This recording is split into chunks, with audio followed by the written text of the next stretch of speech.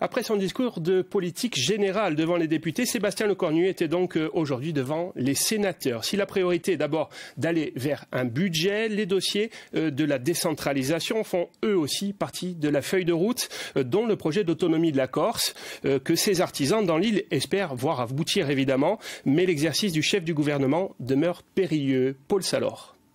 Un projet de loi constitutionnelle concernant la Corse, fruit de 2 années de discussion, lui aussi est prêt.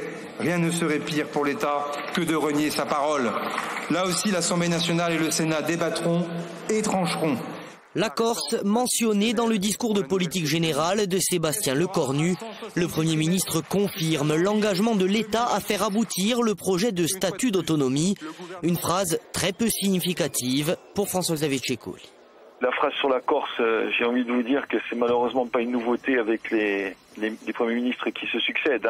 On leur demande à tous, je pense au président de la République, de mettre un petit mot sur la Corse, donc il l'a fait, histoire de dire dette ou cause. Voilà, ça n'amène pas plus, je dirais, l'avancée que ça, mais ça a au moins le mérite d'être dit. Du côté des parlementaires nationalistes, la mention de la Corse est une satisfaction qui confirme une fois de plus l'engagement du président de la République.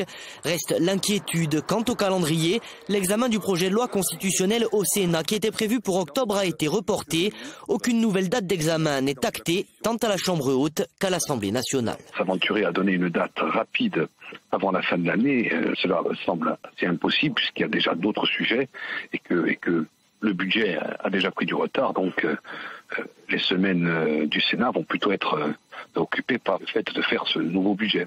Je me suis entretenu hier soir brièvement avec le Premier ministre. Il m'a confirmé sa disponibilité sur ce sujet, mais il m'a fait part aussi du fait que ne maîtrisait pas l'ordre du jour du Sénat d'abord, et que nous entrions maintenant dans une période extrêmement lourde de session budgétaire. Nous sommes déjà très en retard. Reste à savoir aussi quel ministre portera le projet de loi sur l'autonomie devant le Parlement.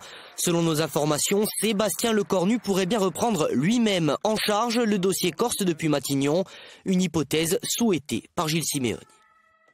Eu égard à la situation politique d'ensemble, je pense qu'il est très souhaitable que le dossier Corse continue d'être porté au plus haut niveau politique pour bien montrer qu'il faut respecter et le calendrier et les objectifs de fond. Donc pour vous, c'est Sébastien Lecornu qui doit s'en saisir? Je pense que si le Premier ministre le portait directement, y compris avec le soutien de Mme Gattel, ce serait une configuration tout à fait favorable. Mais avant d'y voir plus clair, l'avenir à court terme du projet de loi sur l'autonomie dépend de la survie du gouvernement Lecornu. Si l'hypothèse d'une censure paraît s'être éloignée hier grâce à l'annonce de la suspension de la réforme des retraites, le vote sera serré. Les motions de censure seront examinées demain à partir de 9h.